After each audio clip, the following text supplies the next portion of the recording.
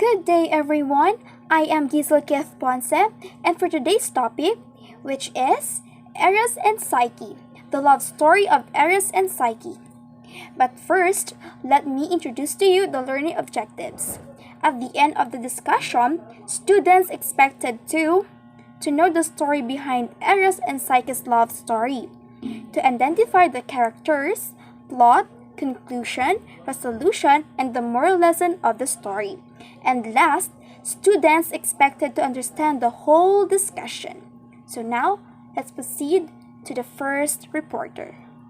So good morning everyone. So today is a very interesting day to discover different mythical stories in the world of mythology. And our topic is very interesting, so I hope you will have a lesson and a good expectations about our topic. Today our topic is all about Eros and Psyche love story. This is one of my favorite stories that I've read, and actually this is not my first time reading this because the last time I read this is when I was in high school and I forgot some of the informations about this story. So my part is just to introduce to you the main characters in the story. So I just included the most mentioned characters in the story, no. So we are aware of what their role in this story. So first, I'll introduce to you Eros. So Eros is known as Cupid to the Romans, was the Greek god of sexual attraction, a constant companion of Aphrodite. Variously depicted as either a beautiful youth or a mischievous nude boy. Eros is most commonly represented with a bow and an unlimited number of arrows which he uses to overpower the reason and incite erotic feelings in any mortal or god per Aphrodite's or her own wish. So in romance, Eros is also called Cupid. We all know that Cupid is a creature who makes people fall in love while carrying his bow and an arrow. In this story, Eros was the son of Aphrodite, who is the goddess, and due to her jealousy, she asked his son Eros, who is the god of sexual attraction, to put a spell on Psyche that men will avoid her when it came to marriage. So iba talaga yung impact pag naiinggit ka sa isang tao, you are not aware of what you're doing. So, for us, we should avoid that kind um, um, personality. So, but suddenly Eros fell in love with the beauty of Psyche and he accidentally pricked himself and fell deeply in love with her. So can you imagine, no? Na in love mismo si Eros kay Psyche. May mga ibang version din ng story na hindi accidentally na prick niya yung sarili niya. Meron ding story na na he really do it by himself, no, kasi na sobrang um pagka-in love niya dun sa kay Psyche. So, can you imagine how handsome Eros is? So, 'di ba? Hindi naman kasi yung mga characters kasi sa mga mythological stories are not true. So, may mga iba-ibang perceptions kung ano talaga yung mga mukha nila. Pag nag-search naman tayo sa Google, there are different faces ni Eros doon. Mostly sa kanila ang gagwapo. So, we are expecting na gwapo talaga si Eros sa story na to. So next, Psyche. Psyche was said to be the youngest of three daughters born to a named king and queen. While all three daughters were extremely beautiful, the beauty of Psyche surpassed that of her sisters and indeed the beauty of any other mortal of the day. So, tatlo silang magkakapatid. So, siya yung pinaka-bunso. And magaganda din naman yung mga sisters niya. But then again, yung, yung beauty ni Psyche is yung nangingibabaw sa kanilang tatlo. So Psyche's beauty though was as much a curse as it was a boon, for while her sisters were happily married to other kings, Greek kings, men observed Psyche's beauty and were unwilling to approach. As time went by, people even began to worship the beautiful Psyche as if she was a goddess, and as a result, the worship of Aphrodite or Venus was neglected. So, dahil na din sa pag-worship ng mga tao sa kanya, ng mga kalalakihan sa kanya, nakakalimutan na yung beauty ni Aphrodite. And that was the first conflict na nangyari sa life ni Psyche, is yung pagiging jealous ni Aphrodite sa kanya.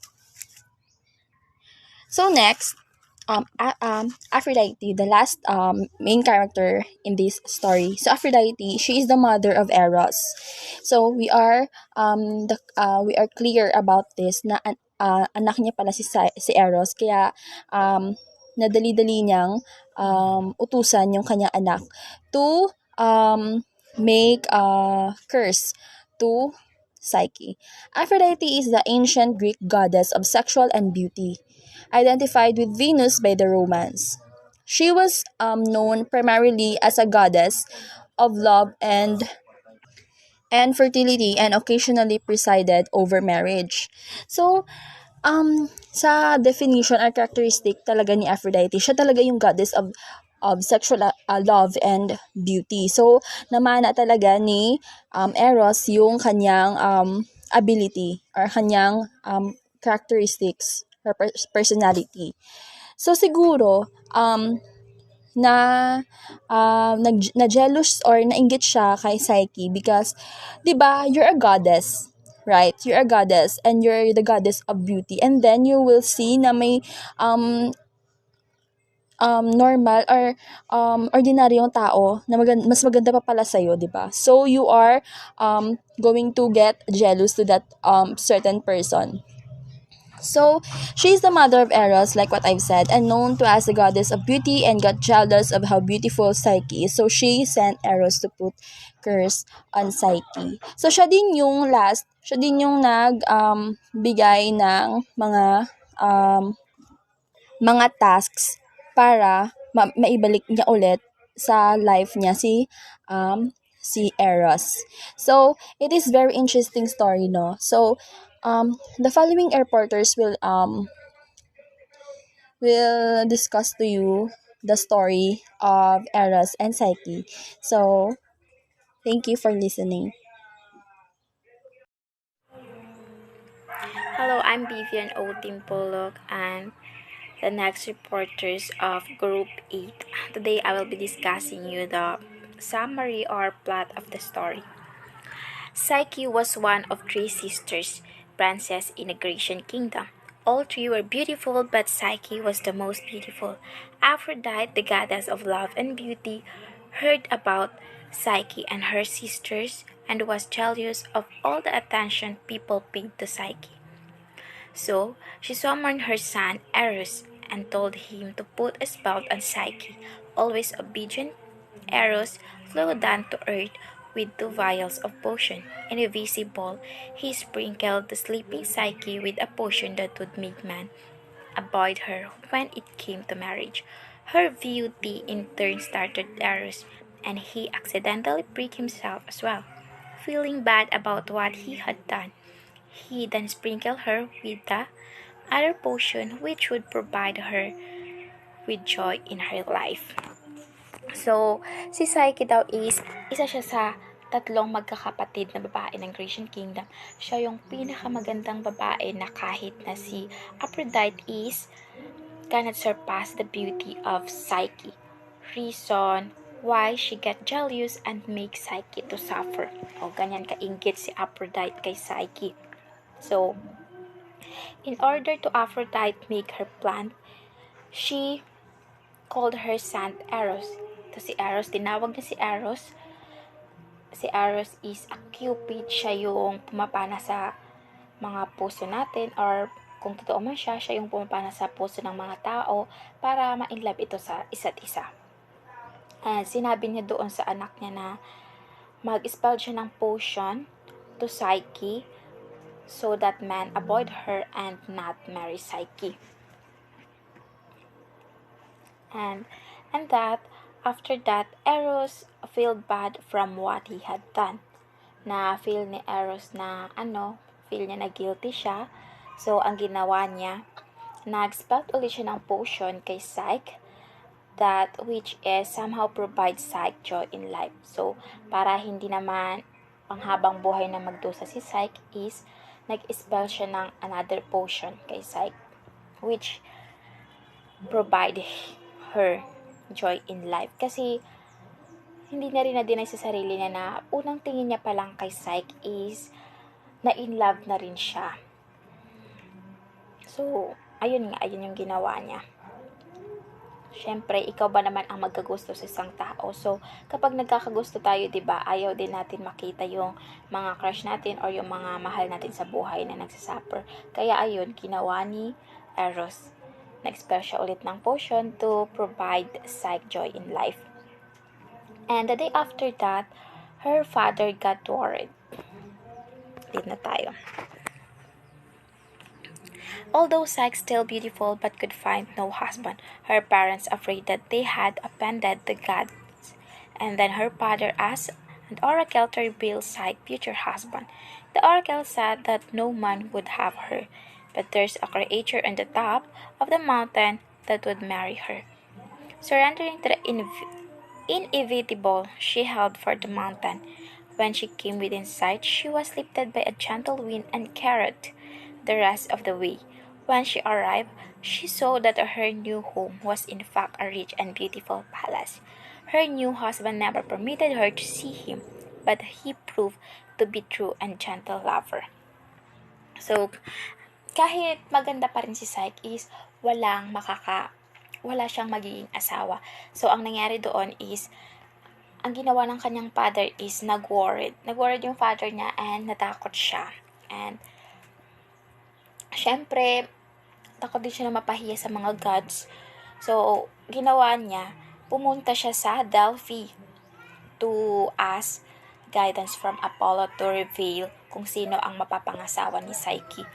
But then the oracle said, walang lalaking magpapakasal kay Psyche. However, there's is a creature on the top of mountain na magpapakasal sa kanya at gagawin siyang asawa. And yung creature of the mountain na yan is hindi nila alam. Wala silang idea kung sino yan, monster yan, or tao man, mortal man, or hindi. Pero they have no choice kundi sunduin yung sinabi ng oracle. So, ang ginawa nila, kahit na mahirap sa part ni Psyche na she will leave her family, especially her father na mahal niya. She still surrendered herself and went to the top of mountain to meet her future husband. Pumunta siya doon at nag-iyak-iyak siya doon sa mountain na yun. And then, after that, while na umiyak-iyak siya,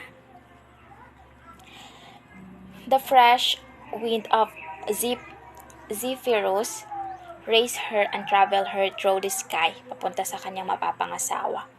Sa pamagitan ng hangin ni Eros is nakaabot si Psyche doon sa itaas ng mountain, which is sa tuktok pa, parang sa tuktok ng langit, ganon.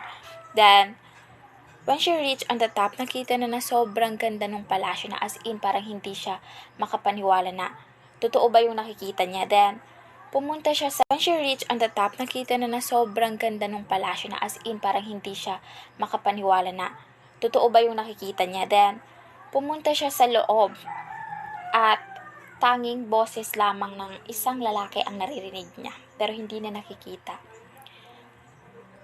Then, sinabi ng lalaki na, tumuloy ka kasi ang bahay na to ay sayo na rin. But, ang worst part lang is, hindi pinapakita ng husband niya. Her husband not permitted her to see him. Kasi nga, ayun, bawal talaga siyang magpakita kay Psyche.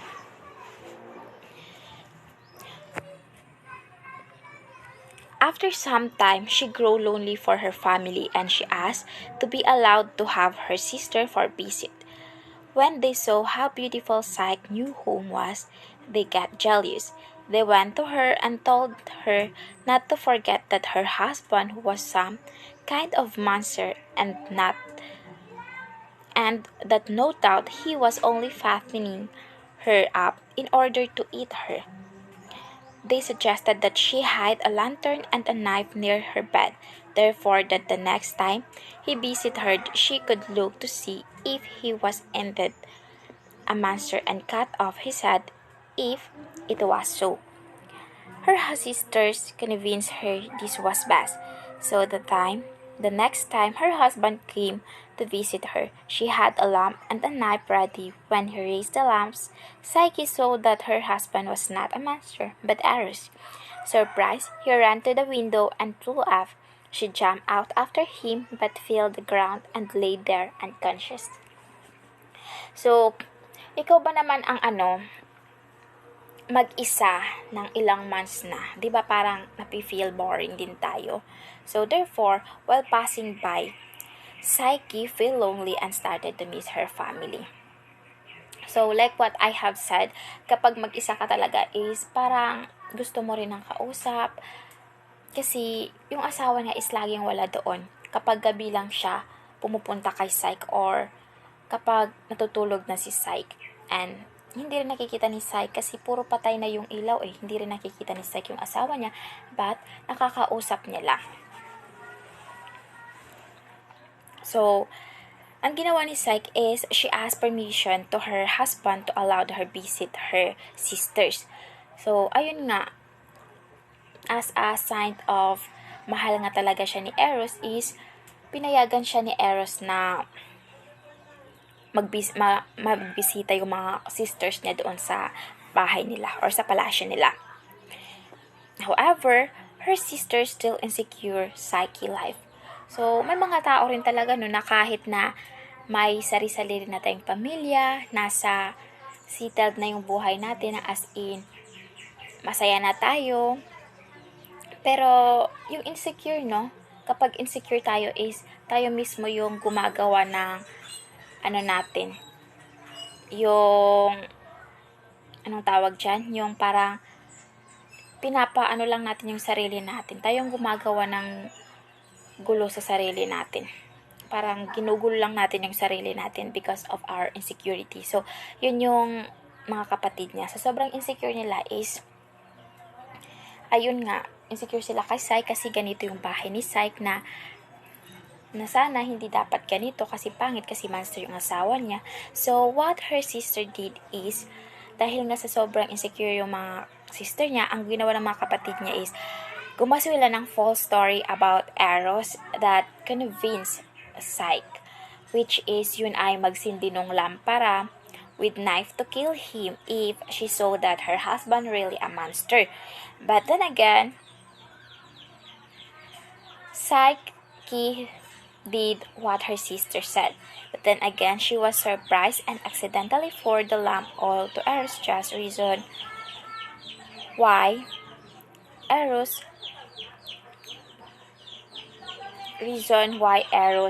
to make a wig. So, syempre, ikaw ba naman ang mabuhusan, diba? Mabuhusan ng oil ng lampara. Syempre, mainit yun. So, nagising doon si Eros. And, pag gising niya is, nakita niya sa harapan niya si Psyche. And that, parang galit na galit siya at sinabi niya kay Psyche na love is useless without trust.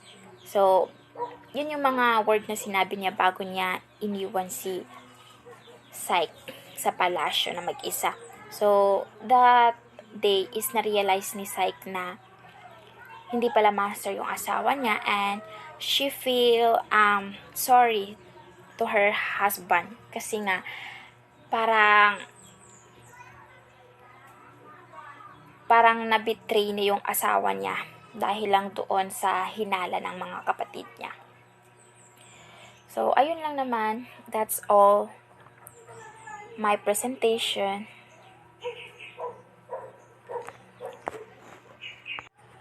And before we proceed to the next group, I would like to request Miss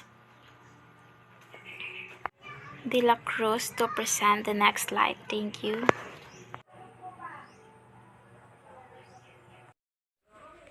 Good morning everyone, I'm Rachel Joy V. De La Cruz. So today I'll be discussing my part, which is the conclusion of the story. When she awoke, the palace had disappeared and she found herself in a field near her old home. She went to the temple of Aphrodite and prayed for help. Aphrodite responded by giving her a series of tasks to do, tasks that Aphrodite believed the girl would not be able to accomplish. The first was a matter of sorting a huge pile of mixed grains into separate piles. Psyche looked at the pile and despaired, but Eros secretly arranged for an army of ants to separate the piles. Aphrodite returned the following morning, accused Psyche of having had help, as indeed she had. The next task involved getting a snippet of golden flask from each one of a special herd of sheep that live across a nearby river. The god of the river advised Psyche to wait until the sheep sought shade from the midday sun. Then they would be sleepy and not attack her. When Psyche presented Aphrodite with the flask, the goddess again accused her of having had help. The third task Aphrodite set before Psyche was to get a cup of water from the river Styx, where it cascades down from an incredible height. Psyche thought it was all over, until an eagle helped her by carrying the cup up the mountain and returning it full. Aphrodite was livid, knowing full well that Psyche could never have done this alone. Psyche's next task was to go into hell to ask Persephone. Persephone is the wife of Hades, for a box of magic makeup. Thinking that she was doomed, she decided to end it all by jumping off a cliff. But a voice told her not to and gave her instructions on making her way to hell to get the box. However, the voice warned to not look inside the box under any circumstances. Ang palasyo ay naglaho nang siya ay magising, at sa kanyang pagising siya ay parang malapit na sa kanyang dating tahanan. Pumunta siya sa dambana ni Aphrodite at humingi ng tulong. Gumanti si Aphrodite sa pamamagitan ng pagtatalaga sa kanya ng isang serya ng mga tungkulin na lahat ay pinaniniwalaan niyang hindi makakaya ni Psyche. So, nang hindi alam kung ano pa ang gagawin, pumunta siya sa templo ni Aphrodite at nanalangin sa Diyosa. Hiniling niya kay Aphrodite na kausapin ang kanyang anak at hikayatin itong ibalik si Psyche. Siyempre, hindi pa nadaig ni Aphrodite ang selos para kay Psyche at gusto pa rin niyang maghiganti. So, sinabi niya sa dalaga na kailangan niyang ganap na makatiyak na si Psyche ay ang nararapat na asawa para sa kanyang anak. So, dapat gawin daw ni Psyche ang 3 gawain upang patunayan ang kanyang kakayahan. Kapag siya ay nabigo, kahit isa sa mga gawaing ito, si Eros ay tuluyan ng mawawala magpakailanman. Pumayag naman si Psyche at dinala siya ni Aphrodite sa isang burol. Doon ay ipinakita sa kanya ng Diyosa ang isang duni ng iba't ibang maliliit na buto ng trigo, papis, millet at marami pang iba. Sabi nito, nais kong paghiwalayin mo ang mga butong ito ngayong hapon. Kung hindi na kita hayaang makita si Eros, sabi ni Aphrodite at umalis na. Paano makita gawin iyon? Paano makikitang paghiwalayin ang lahat ng maliliit na butong ito? Isa itong malupit na gawain na nagpaluha sa kanyang mga mata. Sa sandaling iyon, may dumaan na grupo ng mga langgam at nakita siyang parang nawawala na ng pag-asa. So, sabi nito, halika, maawa ka sa kawawang babaeng ito at tulungan natin siya. Sabi nila sa isa't isa. So, lahat sila ay tumugon sa apilan na ito at nagtrabaho ng gusto na pinaghiwalay ang mga buto. Isang bagay kung saan sila ay mga dalubhasa. Mula sa malaking orihinal na dune, bumuo sila ng ilang mas maliliit na dumi. Bawat isa ay may isang hari na binhi. Nakita ng maliliit na buhangin na ito si Aphrodite at nagalit. Um, Hindi mo pa natatapos ang iyong trabaho, sabi niya, at inutusan si Psyche na matulog sa lupa nang hindi siya binibigyan ng pagkain habang nakasandal siya sa malambot niyang kama. So naisip niya na kung mapipilitan niya si Psyche na sa mahabang panahon, hindi makakalaban ang kanyang kagandahan. Hindi pinayagan ni Aphrodite ang kanyang anak na umalis sa kanyang silid, kung saan siya ay nagluluksal sa lahat ng oras na iyon para sa pagtataksil ni Psyche. Kinaumagahan, nakaisip si Aphrodite ng bagong trabaho mula kay Psyche, isang mapanganganib na gawain. Nakikita mo ba ang itim na tubig na bumababa mula sa burol? Iyon ay River Istige, kakilakilabot ang kasuklam-suklam. Punan ang bote na ito ng tubig, sabi ng Diyosa. Pagdating sa talon, napagtanto ni Psyche na madulas at matarik ang mga bato sa paligid. Ang tubig ay dumaloy sa mga biglang bato na tanging may pakpak na nilalang lamang ang makalapit. At sa katunayan, isang agila ang tumulong sa kanya. Lumilipad ito na may malalaking pakpak sa ibabaw ng ilog nang makita si Psyche at nakiramay sa kanya. Kinuha nito ang bote mula sa kanyang mga kamay gamit ang kanyang tuka, nilagyan ito ng itim na tubig at ibinalik kay Psyche. Tinanggap siya ni Venus ng malamig na ngiti. May tumulong sa iyo, madiin niyang sabi, kung hindi ay hindi mo magagawa ang gawain ito ng mag-isa. Bibigyan kita ng isa pang pagkakataon para patunayan sa iyo na determinado ka kagaya ng sinasabi mo. May binigay siyang box kay Psyche. Kinakailangan niyang dalhin ito sa underworld at hilingin kay Persephone. Si Persephone ay reyna ng mga patay. Kailangan niyang dalhin ito kay Persephone at ibuhos ng kaunti ang kanyang kagandahan sa kahon. Masunurin gaya ng dati. Tinahak ni Psyche ang landas patungo sa Hades. Nang pumasok siya sa mga trangkahan at dinala ang bangka sa kabilang bangko kung saan umalis ang mga patay, nagbigay siya ng maraming pera kay Charonte na namangka upang tulungan siyang mahanap ang kanyang daan sa dilim patungo sa palasyo ng Persephone.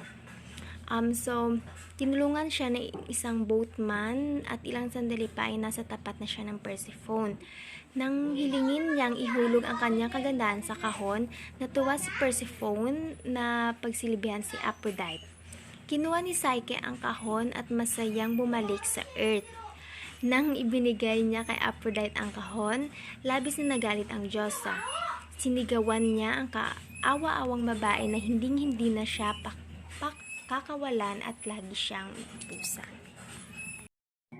Good day, everyone. I'm Gizel Kif Ponce, and I'm going to discuss to you the resolution.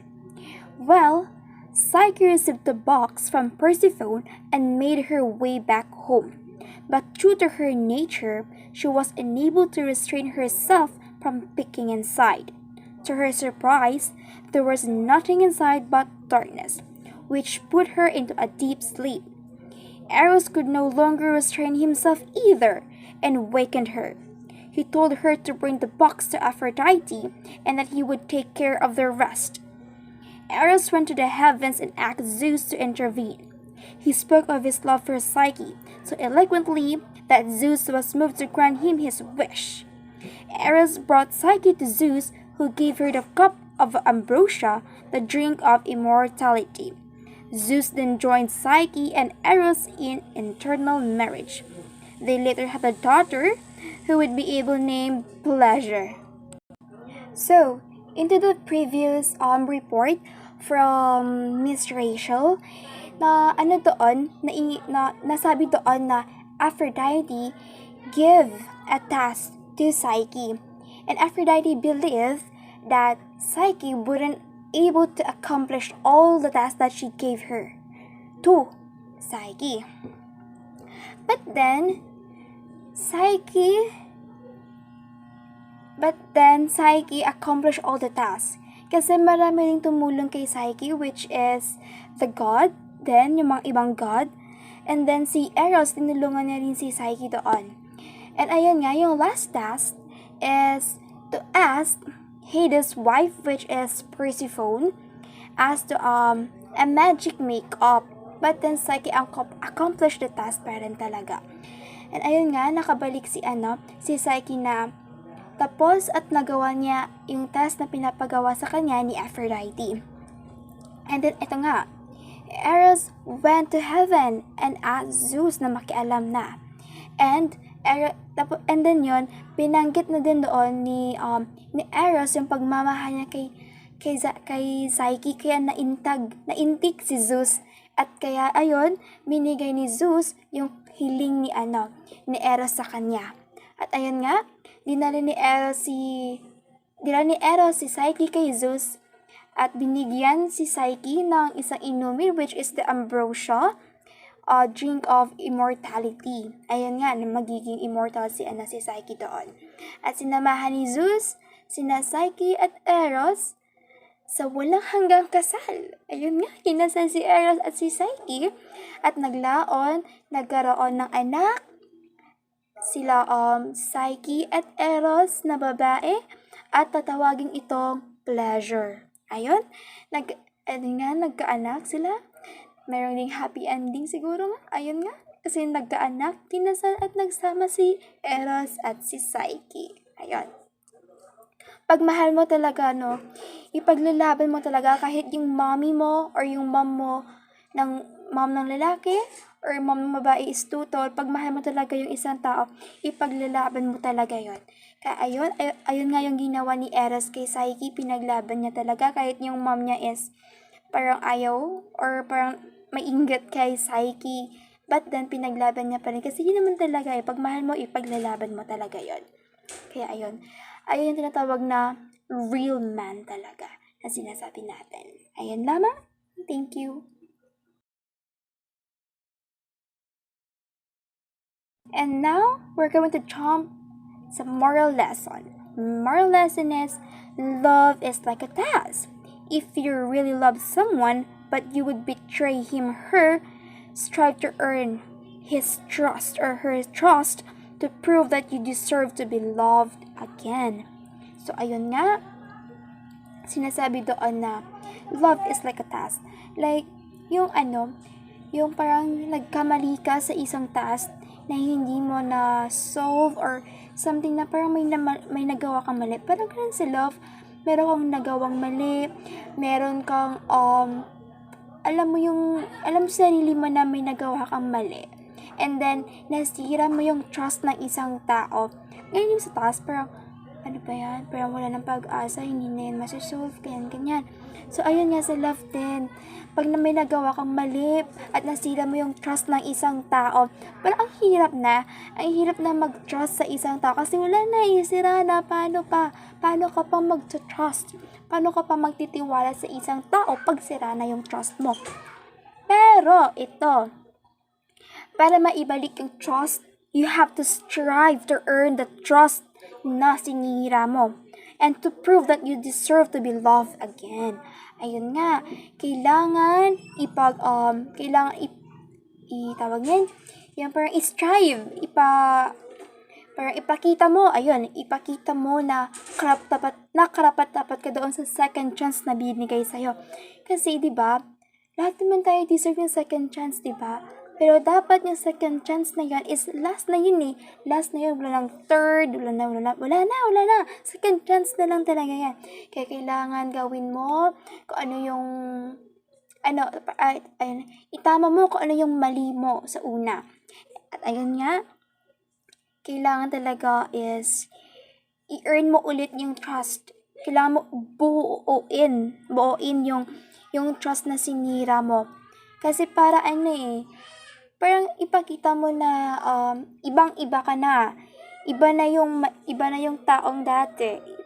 And yung sa present ngayon is meron ng development na nangyari. Ayun nga, parang nag-mature ka na, hindi ka na yung dati na sira-sira ka ganun. Kaya kailangan pag mahal mo yung isang tao at nagkamali ka, You have to strive to earn the trust na sinira mo.